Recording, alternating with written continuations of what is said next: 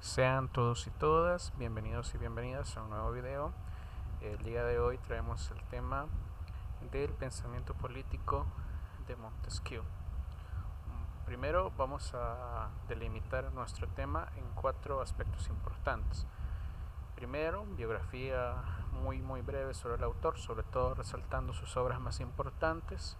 Segundo, el contexto histórico-político en el cual Montesquieu escribe sus principales ideas o pensamientos políticos.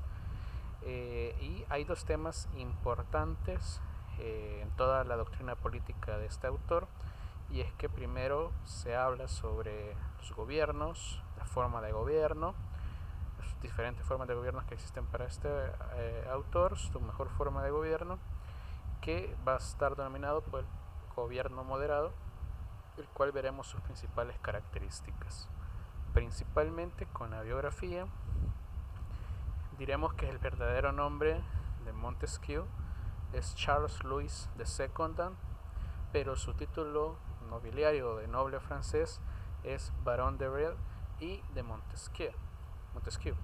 En 1721 escribe las cartas persas, una sátira de las costumbres francesas de su tiempo, de la sociedad francesa de su tiempo, y debemos de tomar en cuenta que Montesquieu es un escritor político, pero también es una persona interesada en literatura, digamos que comparte el pensamiento enciclopédico de los filósofos y científicos del siglo XVIII. Montesquieu es un escritor o un pensador político netamente del siglo XVIII, lo que nosotros llamamos la Ilustración o siglo de las luces.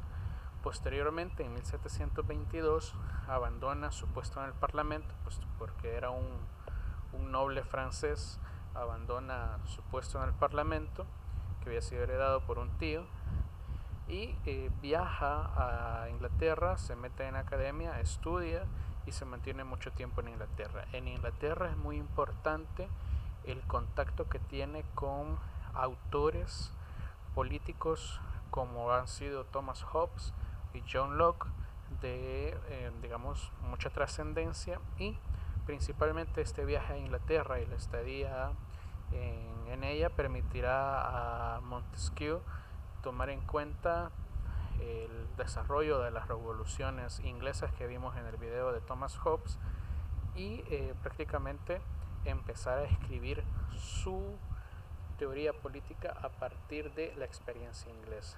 Digamos que el intento del conde de Montesquieu siempre ha sido, o el barón de Montesquieu siempre ha sido, traspolar, por llamarlo de alguna manera, el modelo de gobierno inglés posterior a la Revolución Gloriosa a una Francia pues católica, pero muy arraigada al despotismo de los reyes.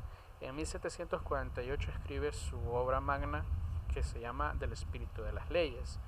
Ahora bien, El espíritu de las leyes fue una obra que se tardó aproximadamente unos 15 años en escribirla, y el detalle es que cuando hablamos de la palabra ley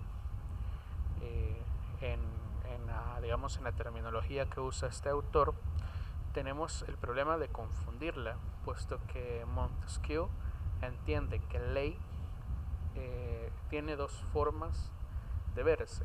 Primera, la ley natural, digamos, o la ley científica, que es la ley que me permite establecer a mí que a partir de ciertos fenómenos de la realidad un resultado se produce. Por ejemplo, podemos hablar de ley en sentido científico con las leyes de gravedad, la primera, segunda y tercera ley de Newton, es decir, un fenómeno físico puede ser resumido en una ley.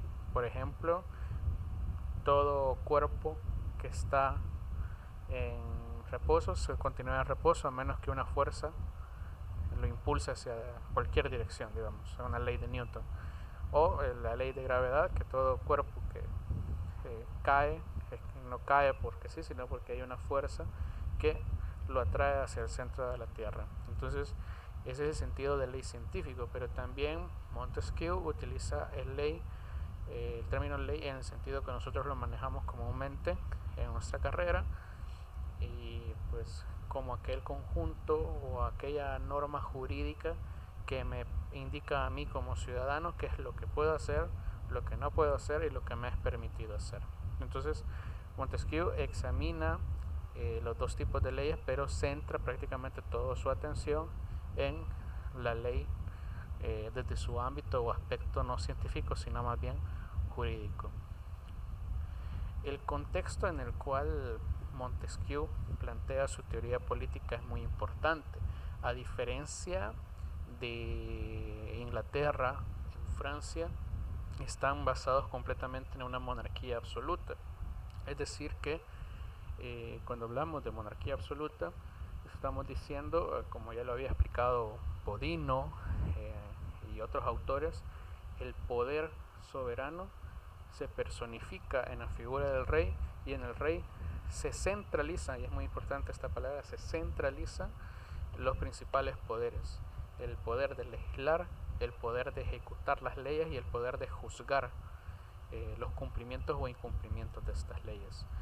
Que en el momento en que escribe Montesquieu, en Francia está muy arraigada la monarquía absoluta, basada en el punto número 2 que tenemos por acá, que es el derecho natural y divino de los reyes para gobernar. Recordemos que Francia no ha tenido la experiencia inglesa de secularización de la política. Se mantiene todavía muy fuerte el aspecto del derecho divino o del digamos del poder político respaldado al mismo tiempo por el poder religioso o poder divino.